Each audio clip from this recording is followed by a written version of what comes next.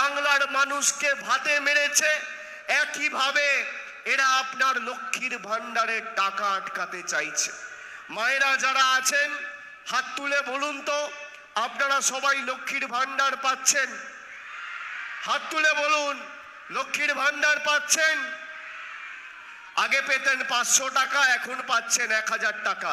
কি পাচ্ছেন? পেয়েছেন বিনামূল্যে রেশন, আপনারা পেয়েছেন স্বাস্থ্যসাথী কার্ড, আপনারা পেয়েছেন স্টুডেন্ট ক্রেডিট কার্ড, আপনারা পেয়েছেন কৃষক বন্ধু, আপনারা পেয়েছেন। নরেন্দ্র মোদীর 15 লাখ টাকা আপনারা পাননি। বছরে 2 কোটি বেকারের চাকরি দেব বলেছিল, দেয়নি। ঘাটাল মাস্টার প্ল্যান করেনি। কৃষকদের জন্য স্বামীনাথন কমিশনের এমএসপি বাস্তবায়িত করেনি। কালো আইন এনে কৃষকদের মৃত্যুর মুখে ঠেলে দিয়েছে এই জনবিরোধী কৃষক বিরোধী বিজেপি সরকার।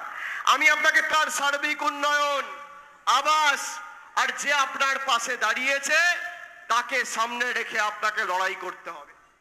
এই খানাকুলে বন্যার সময় ডিবিসি জল ছাড়ে 2017 সালে। বন্যা হওয়ার ফলে একটা গ্রাম পঞ্চায়েতে আমার এখনো মনে আছে 7 জন মারা গেছিল। ঘাটাল মাস্টার প্ল্যানের জন্য আমাদের তো সরকার 1000 বার এদেরকে চিঠি লিখেছে, গিয়ে বৈঠক করেছে, টাকা ছাড়েনি। মমতা বন্দ্যোপাধ্যায় বলেছে যে আর তোমাদের দয়া দাক্ষিণ্যে বেঁচে নেই।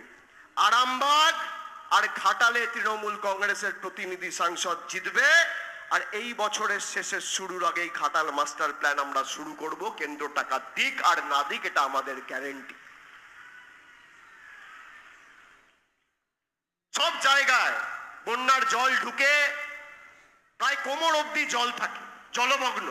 একটা বিজেপির নেতা, কর্মী, সমর্থক, সর্বভারতীয় নেতা যারা পরিযায়ীর মতো এখন আপ ডাউন করছে বসন্তের কোকিল, তারা এসে একদিন খোঁজ নিয়েছে আপনার এখানে স্বরাষ্ট্র।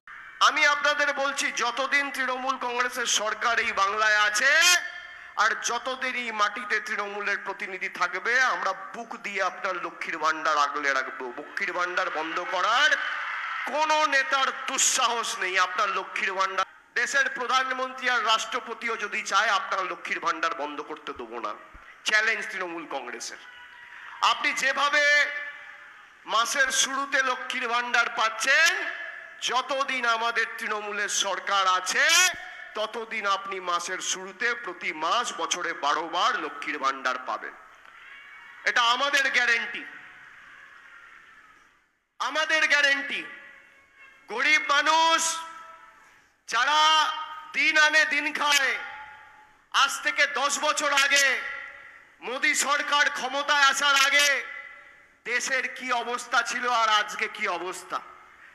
দিদিরা, বৌদিরা, মায়েরা যারা সংসার চালান, একটা রান্নার গ্যাসের দাম ছিল 2014 সালে 400 টাকা।